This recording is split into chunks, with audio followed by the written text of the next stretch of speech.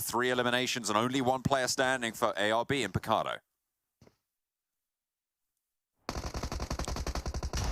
Oh my, it's all over the place, John. I can't catch a break at the moment. Ruthless Esports over towards Pioneer. Already finding one. And this is interesting considering this was the fight between, you know, Big and Pioneer. Big this time pieced out towards that western side. Instead, it's Ruthless Esports coming up against the Pioneer team. 55 players at 3-minute mark, John. What is happening?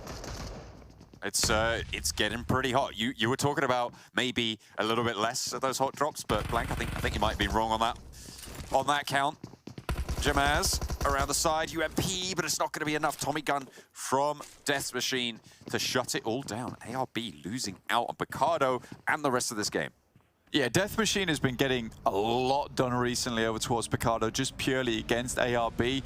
They've been getting the better of them, and I think for ARB, it might even be time to consider dropping elsewhere, or at least try and drop further away from Death Machine at the moment, just purely with how well Death Machine are kind of controlling these angles a lot of times. It is awkward because it is going backwards and forwards here, and neither team is willing to break away from Picardo, but this gives a good opportunity for Death Machine, who have had their best stats being placed here on Miramar, albeit they've had a couple of games with fairly decent circle look, but that's to be expected when you drop in Picardo, right? You have the center of the map, you can pick a very strong position towards the middle, and then more often than not, you know, you're hoping if the circle's kind to you and you get a lot of central shifts and not too many hard shifts, you are going to get that center circle. That's what you're looking for. Seems like things have taken a small breather. It's the teams that really hot dropped have all now departed. 2 teams down this early. I mean, you were talking about 55 players now down to 54. 14 teams now in the first 5 minutes. 4 eliminations for AdnanGaming, 4 eliminations for Death Machine. And the one sneaky one coming through from Ruthless Esports. TJB picking up that one as well, which brings us to that total. Goodness me. Okay, right. Looking at teams that are already central, Pioneer right in the middle. Again, only 3 players, though, with their little skirmish with Ruthless Esports. Ruthless Esports, you can see them along the way. That last game, losing a couple of players towards those latter parts of the circle. I don't think that's too much of a lot of these teams' faults, honestly. With the circle that we had in our angle, very difficult to play around, right? And now Ruthless Esports, who now control a lot of this central position. Back when they were Giants, you know, Miramar was a map where they tended to do fairly well. Erangel was typically that map where it was only until later on, you know, towards the finals and the later parts of Erangel, that they later parts of that tournament in spring, where they were starting to do some really good work. And when they were UDR killers, sorry, they've gone through many different iterations, so I had to go through all of them. Miramar was kind of the stomping ground. They had some very, very decent off angles and crossfires they liked to take on the roads, and they were aggressive with it, which is what you like to see. Shockwave coming off the back of their chicken dinner. Have some high ground against Codex's position downhill. That is Vito that he was scoping in on there. Still, a lot of cover in this compound from up on high. Should be safe for now. And the rest of Codex are moving in to back up the position. Yeah, he's right on the front side of it now too, which is, I think, is around about 220 meters, 230. So Trazen can see him. We had that hard cap at 300 meters, being able to see enemy players unless they're rotating in vehicles. So at the moment, Trazen can spot him out. It will be a difficult hit if he's not running a DMR and something like an M4. That spray is more orientated to, you know, grabbing a vehicle that's traveling long range at 300 meters as opposed to a player. I think, you know, I've done some decent sprays on the M4. These players are way, way better than me, but even I think, you know, 240, 250, that's just a little bit out of range for a clean, consistent spray, especially like you were saying with a compound like that, which has very decent cover. Yeah, the time to kill on that range will be a little bit too high to not allow a Codex to get back to cover, right? So probably going to leave that one well alone, just get away with that information. And maybe suppress the position, right? I mean, even if you're not going for the kill, you can go for that suppression, but that's the question. Do you want to give away that position in order to slow down their egress, given that you're both in that center circle already?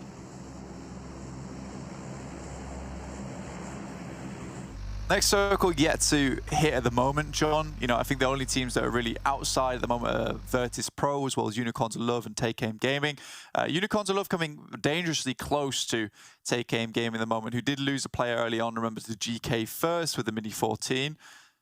You wonder if Unicorns of Love will just go for a hard block out. I think Unicorns of Love are really starting to pick up pace towards the end of the day yesterday. Their cadence was really improving.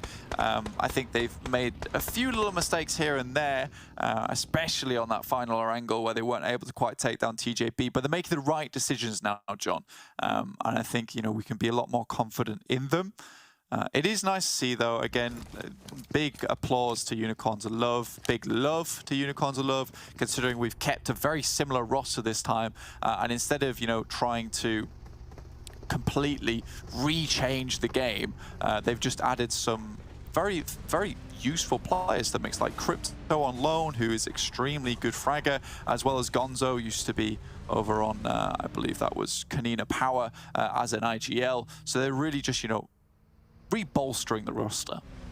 True, although it hasn't been spectacular from the Unicorns of Love. They are still in the top 12 as of right now. And maybe with more still to do, more still to prove, hopefully seeing that coming on the eastern side. They'll be close to Take Aim Gaming for the foreseeable future, and they'll be moving in behind the team on our screen right now, X Team, who, quite frankly, have not had the best of starts to this phase. No, I think X Team has been really lacking in terms of points. I think the difficulty of X Team is, you know, everyone gave them so much praise after I think they hit the highest scoring game in the entirety of PMPL Western Europe history, and then just fell off massively after that.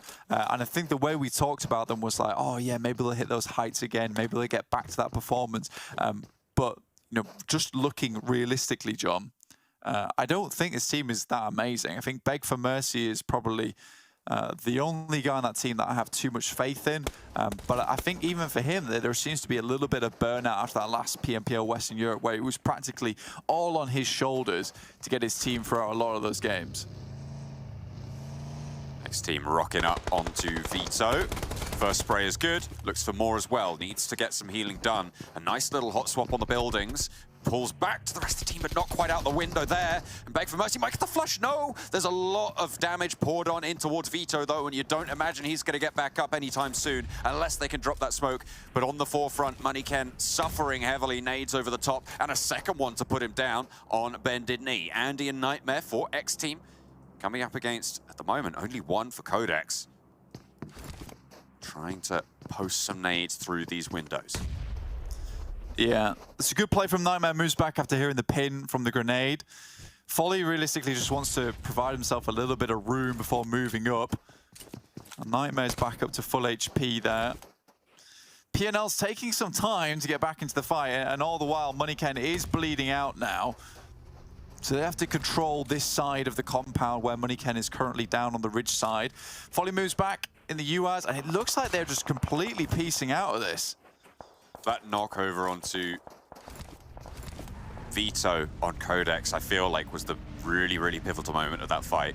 If Codex gets through that window, that fight goes completely differently. But X Team managed to push on through, managed to take that initiative, get on in, and this is good. This is a change that we've seen. Again, a lot of that comes off the back of Beg for Mercy with the fantastic knock, and then decent nades coming over, and then some follow-ups through from Nightmare. Again, you know, yesterday was, well, not yesterday, but day 3 was much better for X Team. And by much better, I mean by only a few points, but it did feel like they were less dead in the water on that day. And it looks like they're coming into day 4 feeling a little bit more refreshed in phase 1. Again, it's not going to be a case where they'll end up on day 6 with a huge count of points, but they can at least try and get themselves that top 12 and put them instead for trying to earn some points coming into the finals, so they're not so far behind that it looks like a pipe dream trying to get into like that top 5. Unicorns of Love taking a couple of shots from AdnanGaming, but they have cover, they have angle, and they're in the circle comfortably on the west end of Picardo. Doing well for now. Yeah, I think that a lot of these teams are going to be having a bad time going forward. I think for Muerte, they were extremely happy about 30 seconds ago and now extremely unhappy. Just because we had that hard western shift and then immediately we shift back over towards the eastern side. So for teams like Unicorns of Love, who have been trying to make their way down from Hacienda down towards Picardo, you know, they're really happy taking up these warehouses and don't have to move too much. Death Machine, who pump their way outside of Picardo. Again, it's that central position I was talking about earlier. It really does benefit them in terms of getting that circle. So less circle look, but more just put themselves in the right place at the right time. Codex sees down towards Ruthless, but what can they really do with these two players? It's kind of a survival game from here on out. Let's see how far they can get going. That chase for Mad Balls at the top of the tables for Codex. Bit too far for this game. Muerte on the west, still yet to leave Montenuevo.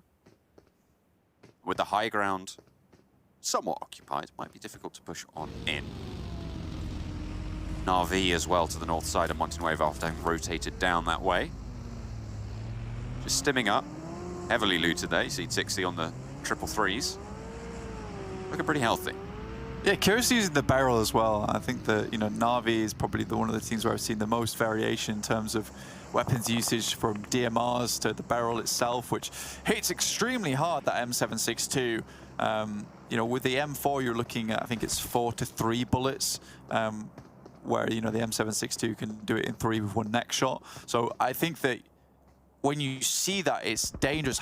Much harder to control than the M4, but if you can hit your shots and get the spray transfers and reset on that spray, it can be extremely deadly in close range, which is nice to see. That's why Tixi uses the DMRs as well, because he has that close range unit with the M762, but then also has the, oh god, he's doing M762 Scar. Okay, this is very interesting.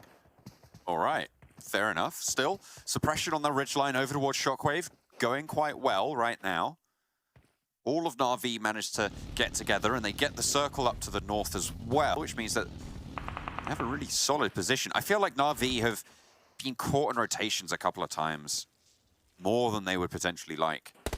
So they've managed to get all 4 in and heading the game on rotation. X-Team up the hill. They took on Codex. Can they take on Na'Vi? I think, you know, it's nice that we moved over to Na'Vi because I did want to talk about them before I got really stuck into the M762 debate there. But I did really want to talk about them because it does feel like a bit of a fresh mental reset coming into the second half of phase 1 here. Much better rotations, much smarter splits that are coming through, not losing people out in the blue nice and early. And I think that, you know, they did have some troubles in that first half of phase 1, but despite all that, you know, they've come back kicking here. And I think it's hard to come back from mental loss like that in the first half when you're playing day to day. But you've had a whole week to, you know, really figure out what's been going on, what the players in the lobby are dropping in.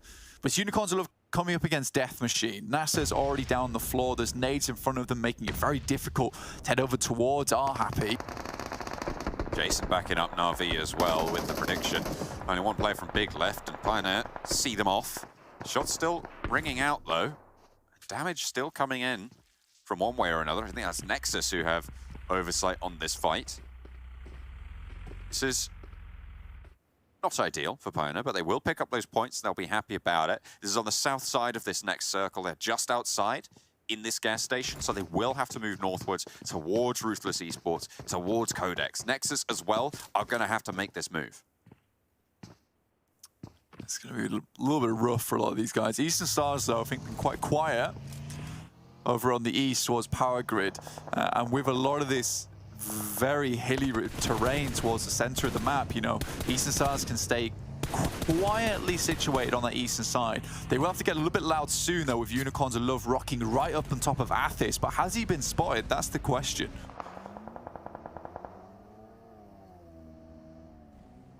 Unicorns of Love swinging around will spot Atlas. There he goes. In the buggy already, though, and might be able to get back to safety if these bullets don't land, but that's a lot of damage already. Will isolate the angles there and reduce the number of unicorns that can spot out this position. Athis back to safety, even up to take this swing out from Rollkiss. Honestly, really good trigger discipline from Icy there. You know, with that kind of send from Athis, he's going over open ground. There's only one reason why he'd do anything so, you know, deliberate as that, is that he's got teammates waiting in the wing. So Icy only goes for a couple of sprays before backing off again. Nexus, though, in a rough spot with Virtus Pro right on their tail. And they've got Death Machine and AdnanGaming both looking to push in, potentially behind on this position if they get diverted by Ruthless. As Eastern Stars and Unicorns both shunt on through. A really heads-up rotation from Athis actually just shuts out all of this northwards progression that Unicorns were looking for. Now they have to go down south, play to the south of the Eastern Stars. Keme's looking to come in for the backup here onto the position of the Unicorns, and they might be forced towards Nexus. I think Rourke is just a little bit slow on that rotate, but with this circle that heads fairly central, but a little bit up towards that northwest side, Na'Vi would love to, you know, get the battering ram out and just send straight through X Team to find a very, very high ground position within the circle where they can start to dominate. But again, we're still on board with Unicorns and Love. Gonzo has a nade he's not able to throw, and there's no support. Kepahala spray down the hill, now looking for the nades. Icy wants to put the HE uphill, but just falls a little bit to the side. Crypto now down. Icy stands up for the Unicorns, trying to get these knocks onto Kepahala, which he will be able to do, but there's too many men on the hillside, and Eastern Stars sweep them out. It's 4 eliminations. It's well done. From the awkward beginning with Athis there, he's able to send across with the support from Bazzi. And I think that, you know, for Eastern Stars, if anything we've learned from them over the first half of Phase 1 is that as a team, this is probably one of our most collected units within the lobby at the moment, which is very odd for me to see considering last season they were so disconnected. Nice sprays from Virtus Pro, immediately takes down 2 of the players there from Death Machine, and Nexus tried to make a getaway in the meantime, and they do it in the party bus. Well, they're going to be celebrating that one. Getting out with 2. On the north side as well, Na'Vi and X Team are clashing. The south melee continues. As everybody on their south edge does need to move further north. Eastern Stars sweeping out that eastern side might have a good shout into the next few. Death Machine eliminated, that was on the south side. Ruthless Esports now behind the curve on progression. Yes, this is a super awkward spot to play in this circle. You don't have a lot of room to play around with. Chulika going head-to-head with Ruthless Esports. Ulysses gets taken down on the backside, though, and now Nade comes over the top into the smoke. That's a Molotov. Try and prevent any reses coming through. Chulika is hit with a nade of his own, and it's just playing along these corridors. It's just awkward. Na'Vi did manage to get back up to 4, as did X Team on the northern side as these nades traded out. Chulika, that's a lot of damage. You do not want to be there for much longer. That's another nade. Chulika sneaks back behind the cover, doesn't get knocked. Heal does go through, but more ordnance pouring on in. Ruthless Esports trapped in the foothills in the meantime. Virtus Pro have the outside track here, but can they get away from this blue zone? The spray downs are good, sure, but they need to put progression into the books. They need to move out north, and that circle is brutal for them. Straight down towards Muerte, who are currently on top side at the moment. It's going to be very hard to dethrone them. Again, I think Virtus Pro play that out quite well, but I'm going to wait just a little bit because I think there's so much action going on at the moment. But it's all down to Chulika there. Yes, he plays a dangerous game, holding on for the nades coming through from Ruthless Esports, but he has to hold them there. And by sending the nades in, it prevents them from moving forward. And Old Boy, like you said, holds that outside track, which works out really good for them. Na'Vi, though, get put to bed on the north side by X Team. And a third party from Shockwave came into that as well, coming in from that western edge. And now X Team are under pressure, getting eliminated as well. Shockwave sweep up 2 teams on the northern side. All 4 of them are alive, and off the back of a win, their confidence is going to be at all-time high. This is very, very different plays coming through here. The guys on Shockwave. Circle does envelop P&L, but Yankee immediately has to move. 2 first aid kits, but Athis and Eastern Stars, they've got oversight. Fortunately for them, there's also another team looking their way. every time Athis drops up, it's Muerte sending shots across an M24 as well. Supersonic is going to be ringing out across the field, so you don't want to stand up for too long lest you lose your head. 5 teams now remain. 15 players, Redox. Standing tall, Athis. Not so lucky. Kappa also knocked. Virtus.pro are just finding these angles. Absolutely on the swivel. Redox definitely spotted there. Tulika puts the nade in, but now the last player from Nexus under pressure, Yankee, swings on up. They know that that ridgeline is suppressed by those knocks, but Shockwave are there as well. Keme spotted out in this rotation, takes a lot of damage, and Shockwave are being put back by Muerte as well. That should not have happened, but I think Muerte providing cover allows Virtus.pro with some extremely good mechanical play. Let me add that in very quickly. Who are stepping up and taking shots so accurately over the ridge there and getting some headshots onto Eastern Stars. You know, with that placed in, at that point in time, Eastern Stars finds it very difficult to go for any kind of reses to speak of. Now, Virtus.pro probably the most horrific situation, but 10 eliminations this game. It's good stuff. We saw a pretty horrific situation go well for the team on the back foot last time around, and it was both Virtus.pro and Shockwave. So for the second game in a row, they reached the top 3. The higher elimination count this time to the Polar Bears. Muerte have the numbers advantage, but the circle shifts away from them just a little bit. Ingush playing a little bit slower. Virtus.pro still healthy, but they have to swing out into open ground. Smokes are down, Molotovs are sent across. This is smart play from both teams to disengage, seeing that next circle. You can imagine that the calls have come in to back off and drop smokes in to deny sightlines to Muerte, considering they have to move off. It's extremely good ridgeline they currently hold. English, though, who has been a major star for Muerte, do take down one of the players from Shockwave. I think that's an instant flush as well. They want to limit the amount of members that they're going against in the remainder of this circle. Ooh, that was a brutal nade. All of VP got hit by that one. They can get tagged a little bit further. Shockwave getting tagged on the hillside. Trazen down as well. Just Hakoni now for Shockwave. And Virtus.pro still up at 3, but they need to get some healing done. It feels just a little bit too aggressive there from Shockwave, considering they really didn't have to move at all. Fleek looking for a little bit more. Hakoni does spot him moving across, but look at the bullets flying over towards Hakoni's way. He can't step up for a single second. This is really good control from Muerte. But now, Virtus.pro, they're pushing. Aggressive, 2 down, 3 down. Oh, sorry, just Old Boy remains. I thought he was down, but no, not out just yet. Virtus.pro finally do get eliminated, though. That Nook is not cranny enough for Muerte to not spot him. And Old Boy goes down, so just Hakoni for Shockwave against 4 from Muerte. Over the hillsides, they know where he is. Striker repositions up to the high ground, trying to take the 1v1s, but he's not going to make it work. Shockwave down, Muerte take Miramar. Really impatient play there from Shockwave, and I think Virtus.pro didn't expect it either.